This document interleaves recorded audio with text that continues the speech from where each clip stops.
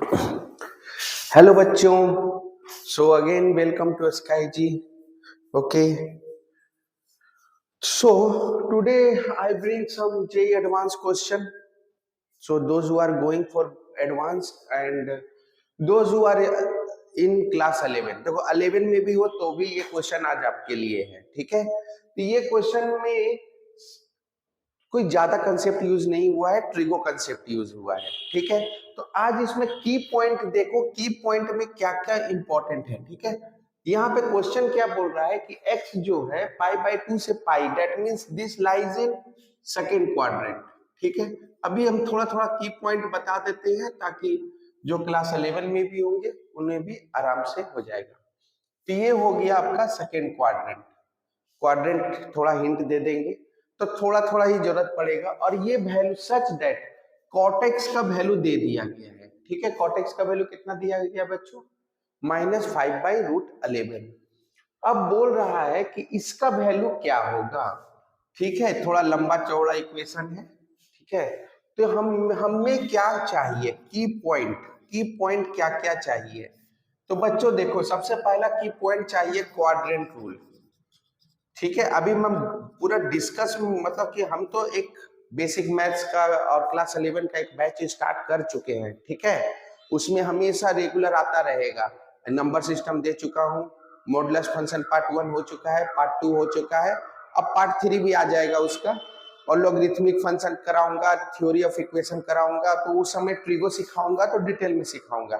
आज जो है थोड़ा ये की पॉइंट समझ लो. क्वाड्रेंट रूल देखो बच्चों कि हर ट्रिग्नोमेट्रिक रेशियो क्या होता है? पीरियोडिक होता है. ये first quadrant, second quadrant, third quadrant और ये फोर्थ क्वाड्रेंट. अगर ये x अगर एंटी क्लॉकवाइज में है तो -x कहाँ होगा? फोर्थ क्वाड्रेंट में होगा. ठीक है, add sugar to coffee. Add sugar to coffee मतलब इसमें ऑल पॉजिटिव होगा. ऑल पॉजिटिव इसलिए होगा ना क्योंकि ये पॉजिटिव, ये पॉजिटिव, ये पॉजिटिव, तो साइन कॉस टेन सब क्या होगा? पॉजिटिव होगा, ऑल पॉजिटिव. इसमें साइन कॉसेक ही पॉजिटिव होगा क्योंकि तुम यहाँ अगर तुम थीटा लेते हो तो ये तो पॉजिटिव लेकिन ये नेगेटिव और ये पॉजिटिव, तो परपेंडिकुलर बाय हाइपोटेन्यूज कौन देता है? साइन देता है, तो इसलिए सेकेंड क्वाड्रेंट में साइन पॉजिटिव. थर्ड क्वाड्रेंट में, थर्ड क्वाड्रेंट में तुम्हारा यहाँ तुम लोगे तो यहाँ ये भी नेगेटिव हो जाएगा, ये भी नेगेटिव, तो negative by negative perpendicular by base, that is positive. तो सिर्फ यहाँ पे कौन देगा? टेन पॉजिटिव देगा, है ना, टेन कॉट. और यहाँ पे जब तुम लोगे तो यहाँ पे ये पॉजिटिव और ये नेगेटिव, तो बेस बाय हाइपोटेन्यूज, तो बेस बाय हाइपोटेन्यूज कॉस होता है तो कॉस पॉजिटिव होगा, अदरवाइज सब नेगेटिव होगा. हर एक क्वाड्रेंट कितना का होता है बच्चों? 90 का होता है. हर एक क्वाड्रेंट कितना का होता है? 90 का होता है. ठीक है, यहाँ 2 पाई = 360 नोट कर लो तो तुम्हारा उस हिसाब से ये 90 डिग्री हो जाएगा, 180 डिग्री हो जाएगा, ये 270 हो जाएगा, है ना, ये 360 हो जाएगा. तो छोटा सा क्वाड्रेंट रूल में इसलिए बोला क्योंकि यहाँ पे ये देखो -x cos -x cos x, है ना, और sec -x sec x. बाकी जो भी होगा ना सब नेगेटिव होगा, जो भी होगा, क्योंकि फोर्थ क्वाड्रेंट में लाइक करता है, तो जो भी होगा, tan भी होगा तो tan भी नेगेटिव हो जाएगा, है ना, और कौन जो जो बचा सब नेगेटिव हो जाएगा. देखो यहाँ पे बोल रहा है ना कि π/2 जो है वो पाई के बीच लाइक करता है, तो डिवाइड बाय 2 अगर कर लो, क्योंकि हमें तो पता नहीं है लेकिन यहाँ x/2 है तो ऐसा लग रहा है कि x/2 यूज होगा, तो x/2 यूज होगा, तो यहाँ पे तुम /2 पहले से ही करके देख लो, तो x/2 कौन सा क्वाड्रेंट में लाई करेगा बच्चों? 45 से 90, कौन सा क्वाड्रेंट? First quadrant. ठीक है, तो इसका मतलब है कि वो पॉजिटिव होना चाहिए. ठीक है, और ये कौन सा क्वाड्रेंट? Second quadrant. ठीक है, क्योंकि π/2 से π/2 से पाई में कौन सा क्वाड्रेंट हो गया? सेकेंड क्वाड्रेंट हो गया. ठीक है, दूसरा की पॉइंट तुम्हें पता होना चाहिए, cos a + b cos a - b. cos a + b क्या होता है बच्चों? cos a cos b minus sin a sin b. ठीक है, और माइनस होगा तो यहाँ क्या हो जाएगा? प्लस. और उसी तरह साइन का भी एक फॉर्मूला याद होना चाहिए, a प्लस बी क्या हो जाएगा बच्चों, साइन ए साइन बी कॉस बी। मजाक है क्या, तुम लोग क्लास 11 में अभी हो, अभी ट्रिगो भी स्टार्ट नहीं किया, लेकिन फिर भी एलिजिबल हो इस क्वेश्चन को करने के लिए। है ऐसे तो एडवांस का क्वेश्चन है 24 का, लेकिन एलिजिबल हो, तुम समझ जाओगे। बस ये फॉर्मूला समझ लो, साइन ए कॉस बी और plus cos A sine B, ठीक है। और यहाँ माइनस होगा तो यहाँ भी माइनस होगा। एक मल्टीपल एंगल समझ लो, मल्टीपल एंगल, ठीक है। मल्टीपल एंगल तो बताऊंगा, एक मल्टीपल एंगल बस यूज पड़ेगा टेन एक्स का, क्योंकि कॉट एक्स दिया हुआ है ना, तो हमको टेन एक्स में कन्वर्ट कर देंगे तो tan x actually tan two x होता है, two tan x by one minus tan square x, ठीक है। तो यहाँ पे 2x है तो यहाँ पे x है, तो अगर यहाँ पे x होगा बच्चों, अगर यहाँ पे x होगा तो इधर क्या हो जाएगा, x बाई टू और 1 minus tan square x by two, ठीक है। Now come to according to question, according to question क्या दिया हुआ है बच्चों, mean sine 11x by two और साइन 6x।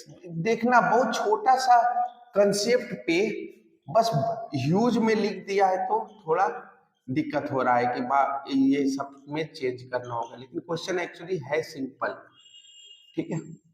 मल्टीप्लाई कर देता हूं, sine 11x by two sine 6x minus sine 11x by two, तो cos 6x plus cos 11x by two, तो sine 6x plus cos 11x by two cos 6x, ठीक है। देखो आज हम लोग दो क्वेश्चन देख लेंगे, फिर नेक्स्ट वीडियो में फिर दो क्वेश्चन देखेंगे, ठीक है। एडवांस का क्वेश्चन में डिस्कस कर दूंगा, लेकिन मेरे ख्याल से ना एक क्वेश्चन को अगर बढ़िया से डिस्कस किया जाए तो बहुत टाइम हो जाता है, तो अगर एक दो क्वेश्चन तीन क्वेश्चन पर डे करके भी अगर तुम समझते जाओ तो काफी हो जाएगा, ठीक है, क्योंकि मिक्सअप चैप्टर भी होता है। अब बताओ, मैं यहाँ लेट कर लेता हूं कि 11x बाई टू को a मान लेता हूं एंड 6x को b मान लेता हूं, तो क्या हो जाएगा बच्चों, sign A sine B minus sign A cos B plus cos A sine B plus cos A cos B. अब देखो फॉर्मूला दिखा, sign A sine B cos A cos B, तो इसका पेयर यहाँ पे है और इसका पेयर यहाँ है, तो हम क्या लिख सकते हैं बच्चों, cos A cos B plus sign A sine B, ठीक है, plus cos A sine B cos A, right, sine B cos A, है ना, क्योंकि हम लोग का साइन का जो फॉर्मूला है पहले साइन आता है ना, इसीलिए। तो साइन बी कॉस ए और यहां से माइनस, ठीक है, कॉस बी साइन ए, कॉस बी साइन ए। तो देखो बच्चों ये फॉर्मूला और ये फॉर्मूला बन गया फॉर्मूला, तो cos A cos B plus sign A sine B, क्या बोल सकते हैं, cos A cos B plus sign A sine B. अगर यहाँ प्लस होगा तो यहाँ पे क्या होगा, माइनस होगा, तो कॉस ए माइनस बी, ठीक है बच्चों। और यहाँ पे साइन बी कॉस है तो यहाँ साइन बी माइनस ए हो जाएगा, ठीक है। ये फॉर्मूला याद कर लो ना, ये मैं प्रूफ कर दूंगा बाद में, ठीक है। अभी फिलहाल क्वेश्चन पे ध्यान देंगे, बस इतना याद रखो कि ये tan 2x का फॉर्मूला है, ठीक है। तो tan 2x का फॉर्मूला है तो यहाँ पे tan x का फॉर्मूला क्या हो जाएगा, बस हाफ कर दो, हाफ बस हो जाएगा। अब यहाँ पे a का वैल्यू कितना था, तो 11x बाई टू था, b का वैल्यू कितना है 6x है, ठीक है, b का वैल्यू 6x है और ये कितना है 11x बाई टू। यहाँ एलसीएम लोगे बच्चों तो कितना मिलेगा, 12, 11 minus 12 minus x by two मिलेगा, और यहाँ क्या मिलेगा बच्चों, x बाई टू मिलेगा। Sine minus cos minus x क्या होता है, कॉस x होता है, तो cos x by two plus sine x by two, ठीक है। तो आई होप यहां तक कोई दिक्कत नहीं आ रहा होगा। इसको 1 नंबर दे दो, ठीक है। नाउ लिखो नाउ, क्योंकि हमको वैल्यू नहीं पता है। वैल्यू दिया हुआ है किसका, कॉटेक्स का वैल्यू दिया हुआ है। तो कॉटेक्स का वैल्यू दिया हुआ है तो हमें वैल्यू पहले निकालना होगा ना। तो कॉटेक्स अगर इतना है तो 10x कितना हो जाएगा, तो 1/cot होता है ना, तो -√11/5 हो जाएगा, ठीक है। और 10x का वैल्यू हो गया -√11/5। और 10x को क्या लिख सकते हो, 210x/2 बाई 1 - 10^2x/2 -√11/5। अब तुम देखो कहीं से कोई दिक्कत, ये देखो छोटा सा चीज के लिए मैंने क्वाड्रेंट लिख दिया, ठीक है। ये क्वाड्रेंट टूल बाद में काम देगा, हम एक्सप्लेन कर देंगे, लेकिन अभी तो सिंपल समझो कि फर्स्ट क्वाड्रेंट में ऑल पॉजिटिव होता है। तो यहाँ x/2 को बताना था मेरे को कि 45 से 90 होता है, मतलब फर्स्ट क्वाड्रेंट होता है। कोई दिक्कत? चलो नेक्स्ट। अब यहां से हम लोग क्या करेंगे, बन गया तो यहां से क्या था, 210x/2 था और 1 - 10^2x/2 था -√11/5 था। इधर भेज दिया 10x/2 और ये कितना हो गया बच्चों, -√11 प्लस √11 10^2x/2। अब 10 के फॉर्म में क्वाड्रेटिक बन गया। जो नेगेटिव वैल्यू आएगा वो नहीं लेंगे, क्योंकि x/2 फर्स्ट क्वाड्रेंट में लाई कर रहा था, ठीक है। तो एक साइड ही रखो, तो √11 10^2x/2 -10 10x/2 और -√11 इज इक्वल टू 0। यहाँ a हो गया √11 बच्चों, b हो गया -10 और c हो गया -1। ये तो आता है कंसेप्ट। तो रूट्स क्या हो जाएगा, रूट्स आर, है ना, roots are 10x/2 is equal to -b plus minus √under b² मतलब 100 -4ac, तो -4a और c, ठीक है, बाई 2a, ठीक है। तो ये 10 हो गया, ये प्लस माइनस ये 100, √11 इंटू 4 44 और माइनस माइनस प्लस, तो प्लस 144, तो 144 कितना होता है 12/2 √11।